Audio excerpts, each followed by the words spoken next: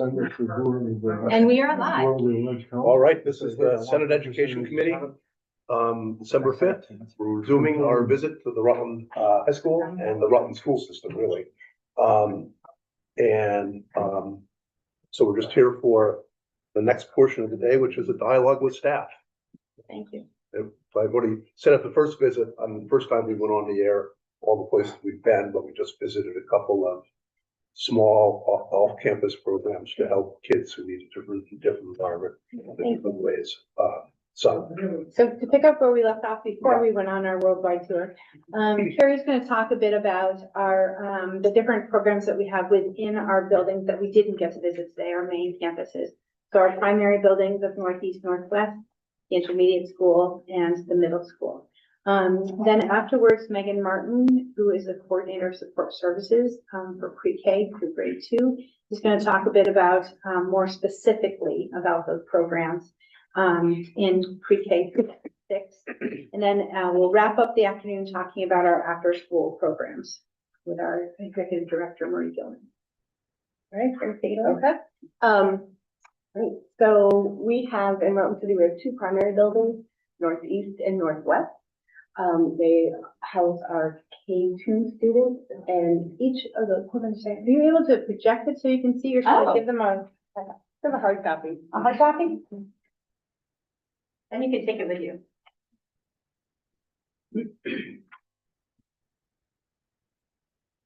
Yeah. thank you. So both of those buildings have a student enrollment of about 150 students. At the primary schools, we have something called our multi-age classroom, which is a classroom that is for students that have some behavioral challenges, and it can be from anyone from kindergarten, 1st, and 2nd grade. We have at the primary schools, we do intervention that help to support and address the learning gaps that students have. Again, if you remember earlier, we talked about when that is identified, then students will get some progress monitoring and try to close the gap that they are exhibiting. Students have something called our social emotional learning is around community blocks. So it's where they start each day with a community feel where they work together to build that classroom community. It really speaks to the fact that they are one, and they're all there to support one another. They are functioning under what is known as positive behavior intervention and support. So they look at really rewarding the positive behavior that is seen. And then when necessary, they do supply some instruction and support around restorative practices. We have Megan Martin is going to talk later about our Right classroom, and that is reaching independence through education, and it centers our students that have significant sensory needs. It could be students that are on the autism spectrum, and they are serviced in their room by a special educator and a speech pathologist. We visited Peer Point. That is one of our resources for our primary building. So, and then we also, as you saw in some of our buildings, we have outdoor learning spaces. They have lifetime sports, and they have outdoor adventure. So it really helps speak to the kids that need to get out and they need to have movement. They have movement labs. So it helps to support all of their needs. The intermediate school is those 2 primary schools funnel into our intermediate school, which services the students in grades 3 through 6 in Rutland City. Currently, we have around 500 students at that school. We have things also have the outdoor adventure. We have adaptive PE for students. We have a movement lab. We have motor groups. They have that same Right classroom for sensory and autism needs. They have multi-age classroom. as we talked about earlier, they access both Pure Point and Allen Street from the intermediate school, depending on the grade level. We have continued to support the intervention model so that students can really target the skills that they need. And again, all of the same social emotional, where they have the start of the day for the community block, restorative practices. There is something that we call POD, which is Positive Opportunities for Development.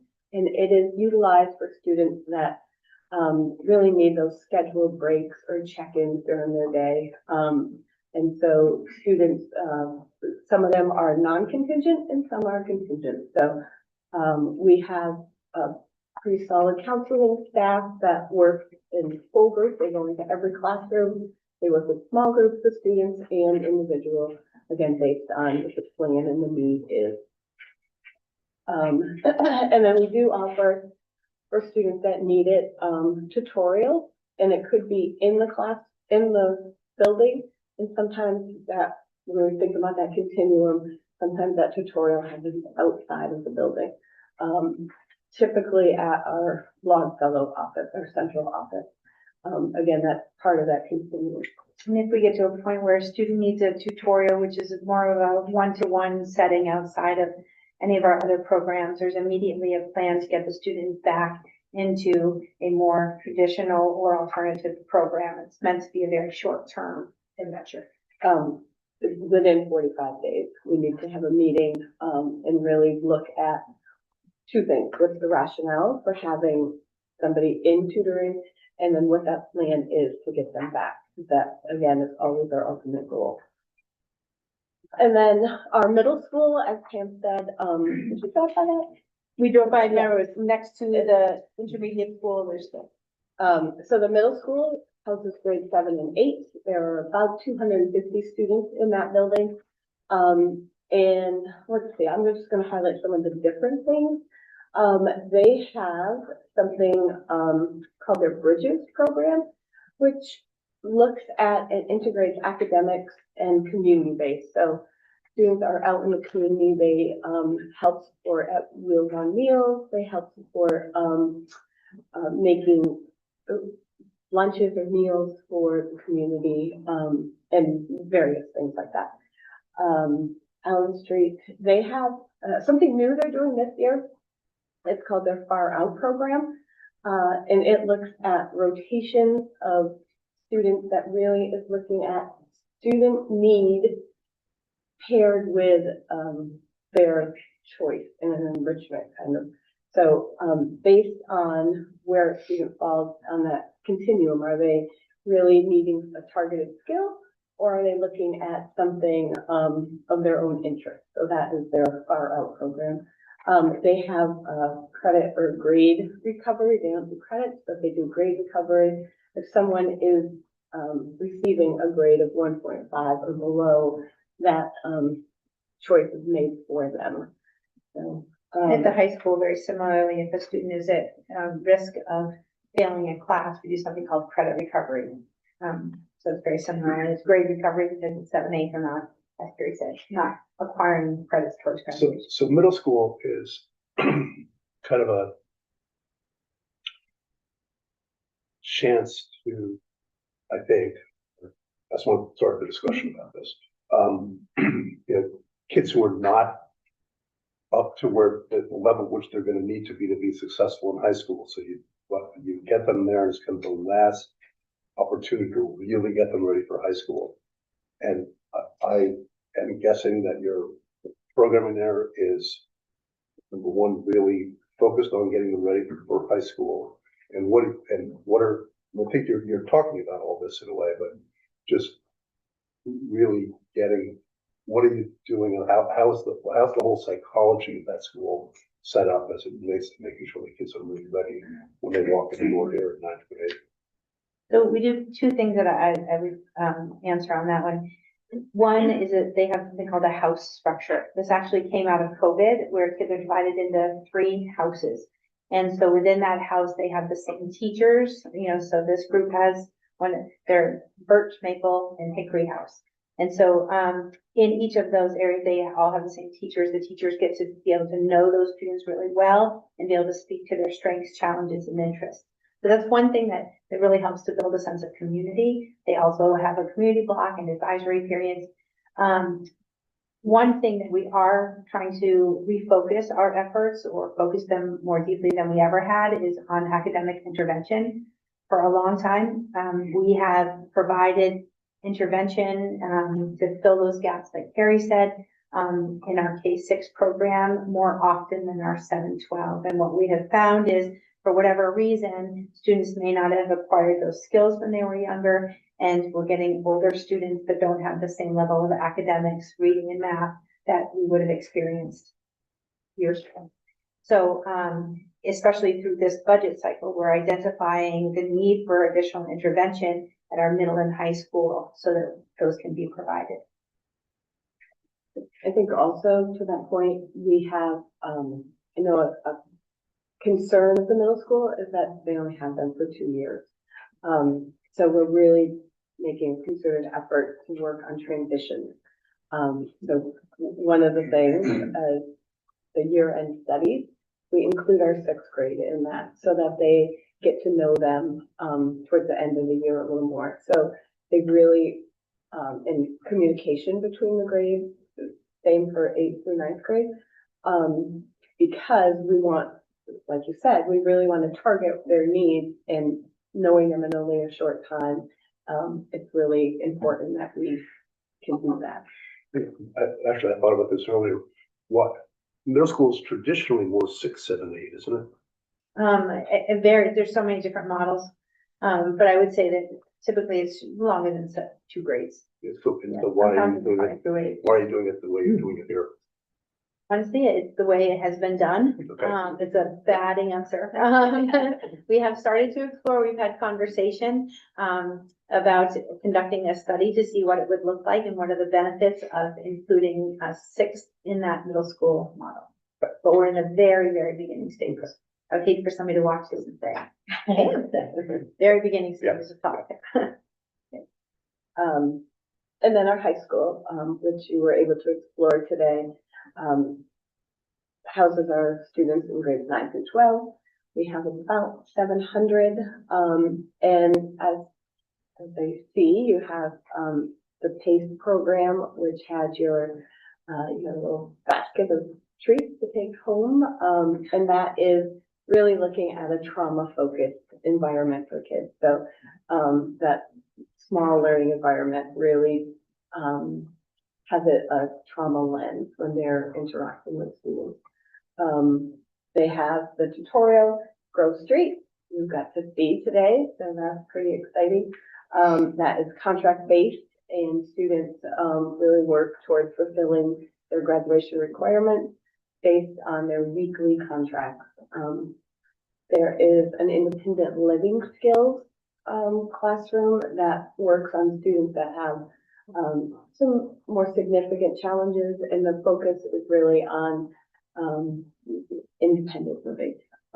So with that, we have Stafford that you also were able to visit. We have a school to work program that it's an offering. It's not necessarily like special education, but I think it's important for students to be able to learn those work skills that are job skills that can help them in the future. And the same would be true for our PLACE program, which is looking at community-based learning opportunities, and those are internships. And I know my own son has benefited from that. It's pretty spectacular. So. Can I ask a question about, so I'm kind of adopting career technical education, being on both economic development and education, and David leads this too, but I've been leading a work group. And some of what comes up is just by 7th grade, a lot of kids, if they don't have the beginnings of a plan for their future, they don't feel hopeful about their future. That's really the age where they might start to shut down and, not build a plan to be successful. So we're looking at how to make sure, if you guys have a really rich kind of career readiness, make a plan system. I wouldn't want to interfere with that. But I've heard from a lot of students in Rutland and Addison counties that they feel kind of shut out from Stafford because they had middle school behavioral problems, or they didn't realize how selective it was. I talked to your counterpart over at Stafford about this, but that's something that I think may need to change, just that kids have a place in CTE if they want it, not they have to earn it, and it's a very selective thing. I know you've talked a lot today about the theme of like kids feeling like they need to earn something. But I worry about a gap for kids who don't get into Stafford, but want to be on a more technical path to the workforce. I think it's a valid concern and a valid worry. I think the standards by which our CTE programs have to meet a certain percentage of accomplishment, then they also have to be incredibly selective with the students that have the capacity or ability to get to that point, because they have standards that they have to meet and criteria they have to meet as set forth by their education. It's funny, we dug into that Right. yesterday because the big concern is that was leading the whole discussion, and it's mostly from Perkins, which is $5 million. Mhm. So I think we're gonna have to completely reimagine career technical education, and right now you have to have a college placement, or, like the metrics came from a federal government of 20 years ago when college was it. So anyway, I just think you all are doing great hands-on work, but there's a gap here in what students need out of technical and career education. I would agree with you that we're not meeting the needs of all of our students in that way. Okay. Not all of there isn't enough space in our programs. Right. And again, that criteria Mhm. that CTEs must live by is also can be a barrier. Right. And there are 4 different models, and the one that looks the most successful right now is the comprehensive, where a student could go take one class at the CTE and decide, if that is for them, or even if it's not, that they've built a life skill that still helps them academically. Did Melissa have the chance to talk with you about her the pre-check program at the Stafford? Yes. Great. Okay. Yeah. It's an opening, it's a beginning. Right. But some student might just want to know how to fix their car, and still be an AP English. Yeah. Do you have questions for Carrie before Megan comes up and talks a little bit more about our K-6 interventions that are provided at the building?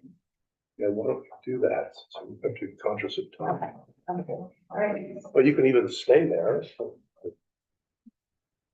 You can stay. Okay. That's one or right. both of you, all of you can, whatever, however you want to do it. All right.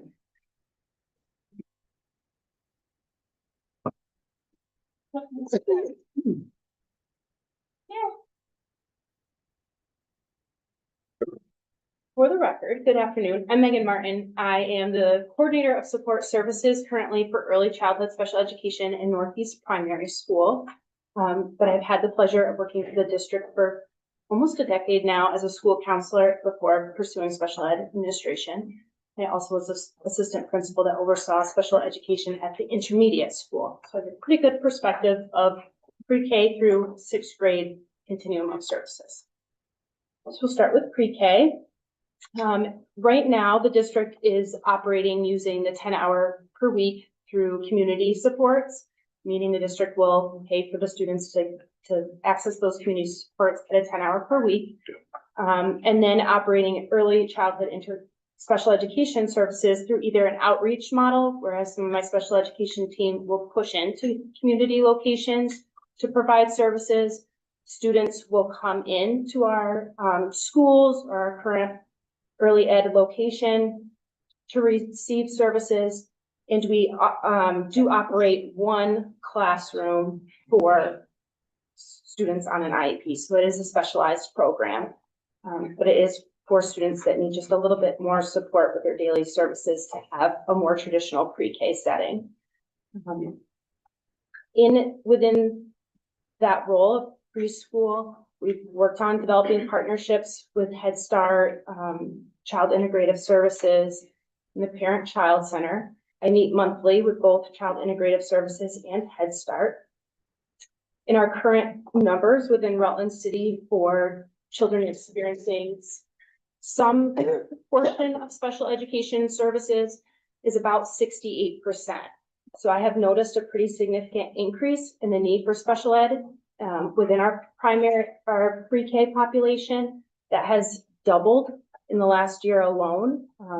And in collaboration with Child Integrative Services, that's something that we are trying to establish. How is that happening? What supports can we continue to offer, within the community to offset that pre-starter number? So 68% currently of Rutland City students that get UPK funds qualify for some sort of specialized instruction.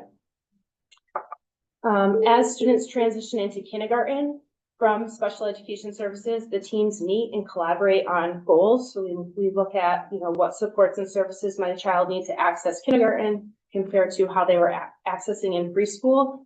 And that feeds nicely into when we talk about our Reaching Independence Through Education classrooms. The RIGHT program is a program designed for students with sensory needs. Mostly autism spectrum disorder students tend to be in need of that classroom. And what we would do in preparation for kindergarten is discuss how often can they be included with their peers in a general education environment, and what times of a general education environment might be more difficult for them, that they would need that more sensory-based environment to learn. In the RIGHT program, again, we have two of those, as Carrie mentioned. We have one at Northeast and one at the Rutland Intermediate School. We have really worked hard to increase inclusion for those students in both at Northeast and at the Intermediate School. One thing that we have added in the last year is a full-time speech and language pathologist to both programs, with the goal of increasing communication for our nonverbal students. So I would really hope that by the end of second grade, within a couple of years from now, students are fully able to utilize an AAC device to make basic questions about themselves. So if I had a student that was out in the community and they got separated from their parent, I would love for them to identify on their AAC device, my name is so-and-so, my mom is so-and-so, like know how to push those buttons on their AAC device. So the hope of increasing communication was really important to me, just it's a basic safety need. So the speech and language pathologist spends a full day integrated into the RIGHT classrooms, and students still receive pull-out services for communication. And again, that's at both the intermediate school and at Northeast Primary. We also have looked at what students we could decrease paraeducator support in those programs so that we're increasing their independence. Sometimes when you have a paraeducator, you can become, as an adult, we want to help our students, right? So the students become over-reliant on the adult support versus looking for opportunities to be independent within themselves. The other program that we offer, K through 6. That's, by the way, an interesting insight. I just find that's insightful. Thank you. No problem. I get on a roll. So if you have a question, Yeah. you just stop and ask me. Our other program that we have, K through 6, is the multi-age classroom that's designed for students with social, emotional, or behavioral challenges. And students, we have worked very hard, I would say, as a district over the past few years to ensure that can be more of a hybrid model versus sort of being inflexible. Like you're struggling in this setting, so we're moving you to this setting. We use a lot of data now to determine what areas of a child's day they might have the most struggles in. So, for example, a lot of our students have behavior tracking data that an adult takes, so they're not necessarily aware that they're being tracked all day long. And we'll color code that: green for great, red for dysregulated, yellow for like, nah, you're doing all right, but you have some reminders throughout your day. And then as a team, we look at that across multiple days and we'll highlight areas that students are most struggling. So for some students, it's an academic block of time. For other students, it's unstructured time, such as lunch, recess, specials. And then as a team, we'll target an intervention to be put into place for those dysregulated times, as opposed to just fully implementing a change of day or a change of placement for a child. In the event that a child really is struggling and they move to a full day in the multi-age classroom, we do that same scaffolded approach for, moving to a more restrictive environment to get you out of a restricted environment. So as soon as the child starts to become successful, which we determine 2 weeks, 80% green data in one area, we get together back as a team again and we look at, okay, what is that child's most successful time of the day? And we start to incorporate them back with support in the general education environment. I don't have the numbers currently on how that's working at the intermediate school, just because I'm not there as often anymore. But I can say at Northeast Primary School, last school year, we had 5 kindergartners accessing the multi-age program. 3 of those 5 are now fully integrated back in a general education classroom with only small group paraeducator support. So, when done with Fidelity, we've really seen that has made a huge impact on those kiddos, as opposed to completely segregating them out in a specialized program. That would be the same at the intermediate school. They're working on a similar ratio. Most kids are integrated into the regular classroom, at least part of their day. And what about, do you find backsliding 2 years later? 2 years. Whatever, I mean. I think it depends. It's all very individualized, such as the world of SPED, but I think it depends on where a kiddo is at. So I anticipate this year, for example, we had a student that was in the multi-age classroom and as a kindergartner. The work is a little bit more challenging in first grade. So they had started the school year transitioning back into a first grade classroom. And then as soon as it hit those academic times, we saw a significant increase in behavior just because they didn't have the stamina to sustain that first grade level. So looking at options to help facilitate that transition. Good question. Any other questions? So Yeah, you're reading my mind. I would like to say, so as a fierce advocate for our students in my community, taking on the role of early child special education has really been insightful. I know that our district currently operates a 10-hour model in compliance with Act 166. We're committed as a district to looking at opportunities to expand our preschool offerings and our universal preschool offerings.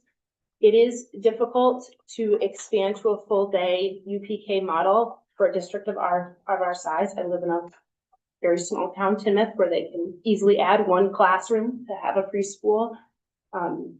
But as a Rutland City administrator, balancing this amount of state funding with a local budget, it becomes a challenge to implement, high quality early education. So I have you all here. I'm just using the opportunity to advocate for my community. And I'll underscore Megan's thoughts, the ability to add not only the financial piece, but the staffing piece. We don't have in Vermont a strong feeder program, if you will, for early educators. And so both from staff development and ability to staff programs, we talked there a little bit in the van, it came up about the strict requirements of early care and having to meet all of those needs in a school setting. It becomes a little bit more cumbersome. And we're talking about we need to add 7 classrooms, so 7 educators. I mean, it's a big undertaking financially.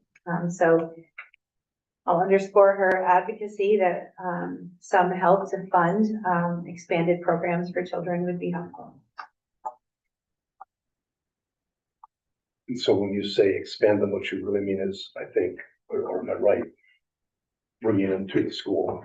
Yeah, so a challenge that we face, especially with such a high special education number, 68%, is the efficiency of service delivery. If you're going from Head Start to the Vermont Parent Child Center, and then, okay, Head Start takes naps from noon to 2, which is something you don't typically think about in a school because, kids don't nap anymore, but they do. So there's a chunk of a teacher's contracted time that's totally used up because kids are sleeping or have to lay down for the daycare regulations. You in my role, I'm constantly balancing the CBD with the AOE.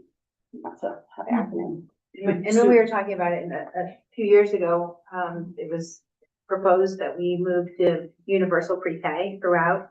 That is what kept coming up, was the rub between the Agency of Education requirements and the early childhood development, child licensing requirements. Anything else, Mike? No. Thank you for your time. Yeah, thank you. All right, and we're gonna have Marie Gilman, our Executive Director of our Tapestry and Epic programs, which are our after-school programs. Come on down. So actually, before we do move on entirely, where are you with that effort to try to bring some of that in-house? So in the coming year, budget, we have a few different models that we're looking at to see what the impact would be. So we have kind of like, okay, model A, what would the impact of the budget be if we did this? 2, 3. And do you have the space? Is it a space, is it We don't have, more of an educator issue or more of Right. a space issue? I would say it's both. We can add, a few classrooms to our building, but it would be hard pressed to find 7. So we would try, awfully hard.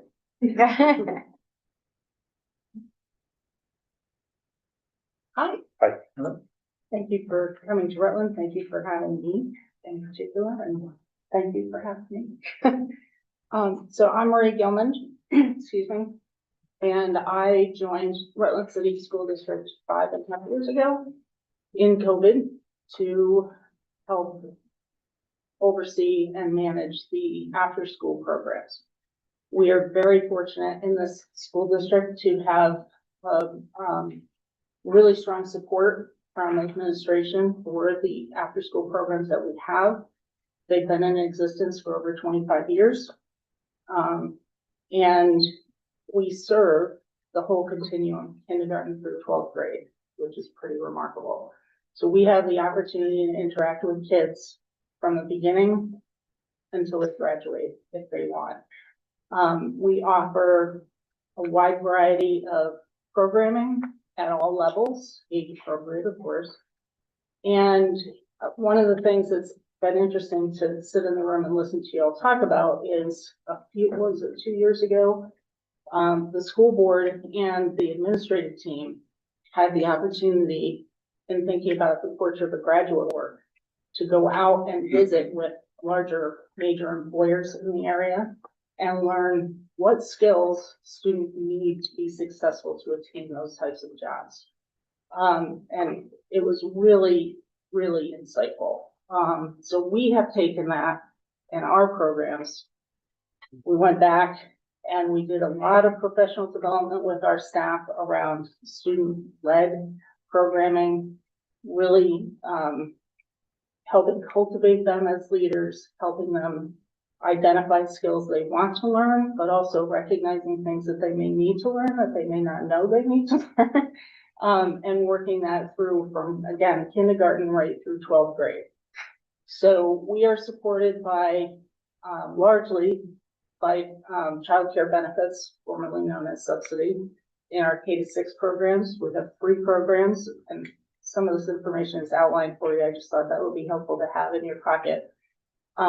Northeast Primary, Northwest Primary, and Rutland Intermediate School. So kindergarten through 6th grade is what childcare licensing licenses.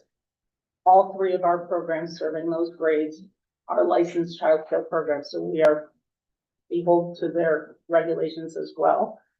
In addition, our K-6 program, Tapestry, and our 7th through 12th program, Epic, each have a 21C grant supporting the work that we do. So we have a lot of expectations and rules that we follow and adhere to very closely.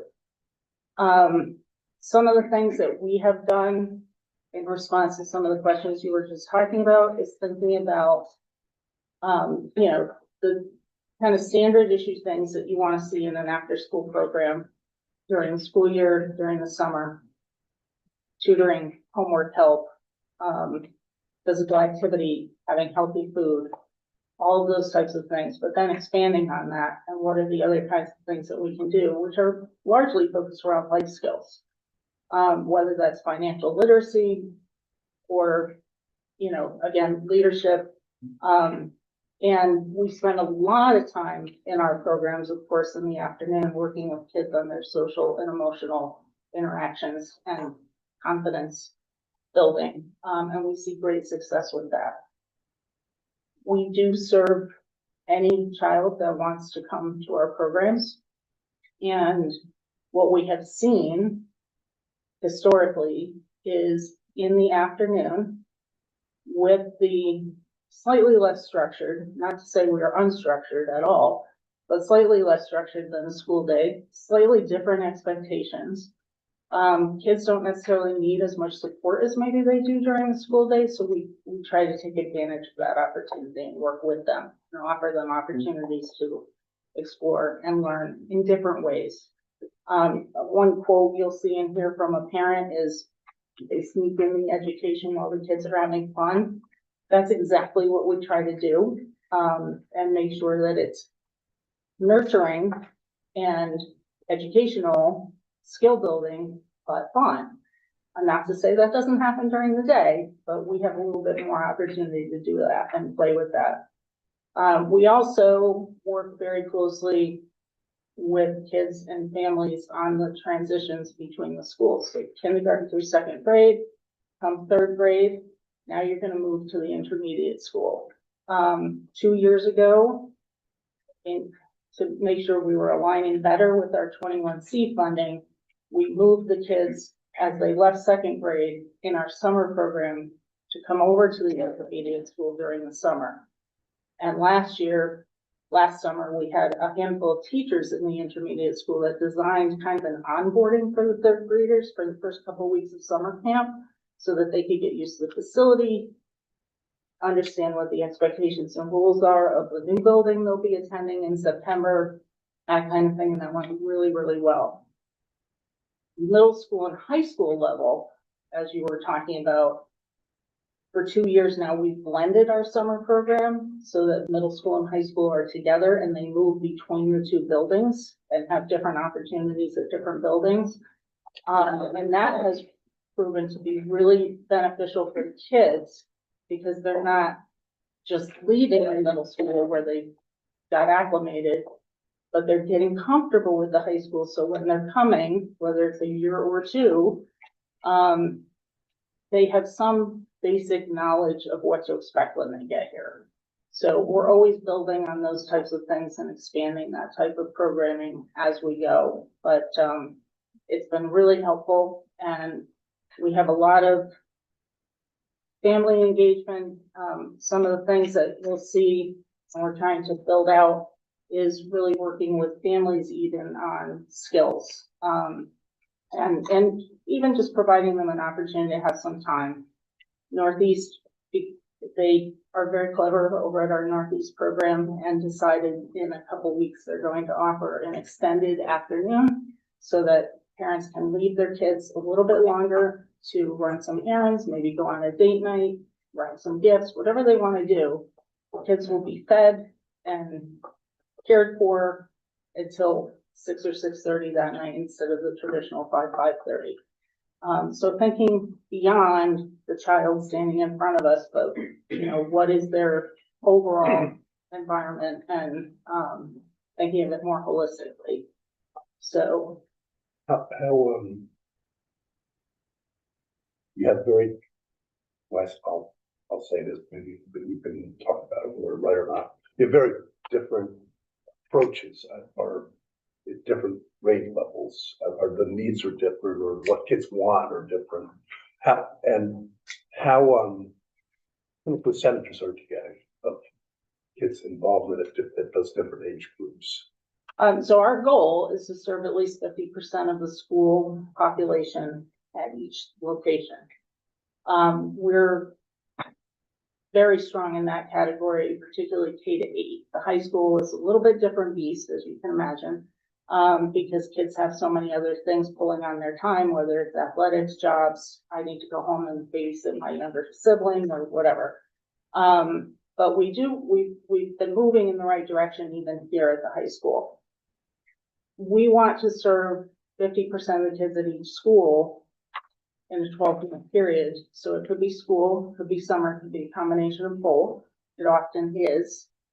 And then we want to make sure that at least 50% of the kids that are engaged with us are engaged for 90 hours or more in a year, because that's the research-based number that says it has an effect. If you have a quality program, it will have an effect on their attendance, their engagement during the school day, and their participation in their learning during the day and in the afternoon.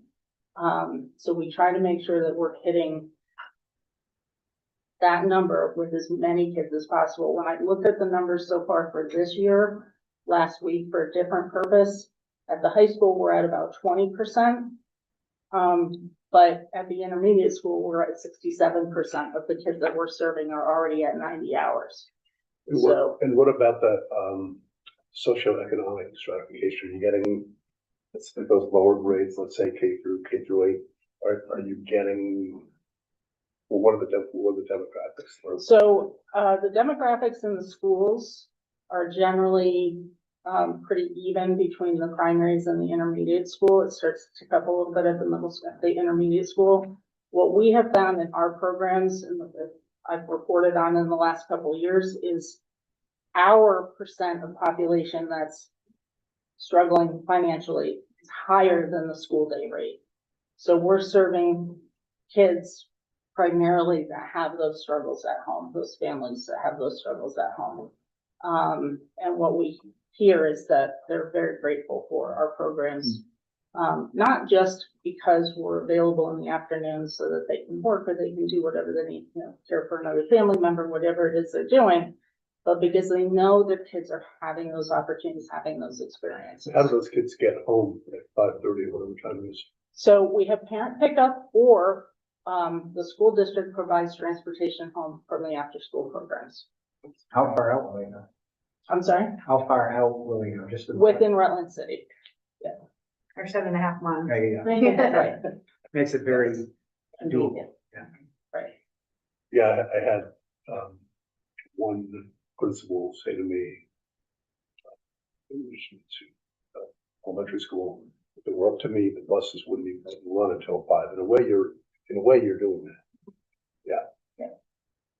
Yes. So, and we run school year from the end of the school day until 5:30. And then in the summertime, we run 7 weeks of full day, 8 o'clock in the morning until 5:30 At the 2 program. campuses, At, 4 campuses, Northeast, Northwest, RIF, and between the middle school and high school shared. So we, in this year so far, we have served 642 kids across the district in our programs. yes. So I was just looking at the agenda and I didn't know the staff conversation was like one big one and we're over it right now. So before we break, or I don't know exactly if public comment is gonna start right at 2:30. I have a broader question because I think what you all are doing is really amazing with, as I understand it, a relatively low per pupil amount. Some of us really believe in the foundation formula, I would say. I mean, that's why I voted for Act 73, the idea that a community's political will to fund their budget wouldn't determine the amount of money per pupil that a school receives. So you're doing quite a bit with less. If the foundation formula is instituted in full, you will be getting more money per pupil. That seems to maybe, like, I'm excited for you because I think you're doing great things and that, you should be able to access more money per student, and that would help with universal pre-K and other things. I don't know who would be in a position to react to that, but I just didn't want to end today without saying, Rutland Town spends more, Rutland City spends less. This in essence why we're doing Act 73 as far as I'm concerned. And that, you know, you are also demonstrating what you can do with economies of scale that you can't do in smaller districts.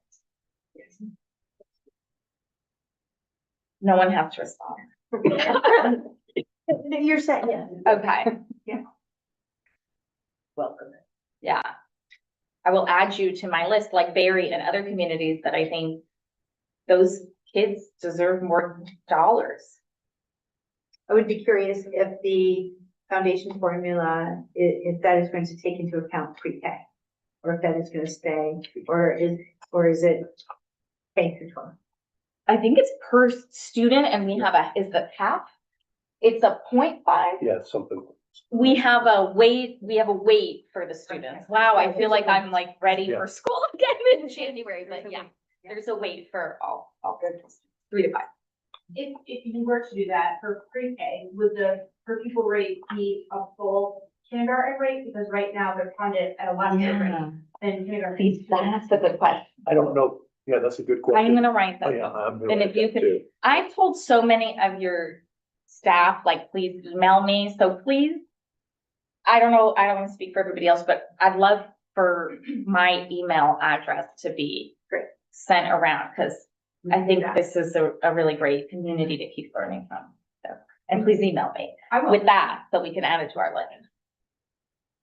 Thank you. We're very proud of our students, our staff that really make it all happen. Yeah. So, and our community supports and phenomenal. Should be, you got a good thing going. Mhm. Keeping it affordable, because Mhm. it's a task that we all, just what you said, we all need more money, and there is no. I mean, so that's where Rutland Town's spending more and Rutland City's spending less, like that. Yeah. That's the equalization, that's what equality would look like. Lot economies of scale. Thank you. Thank you. So,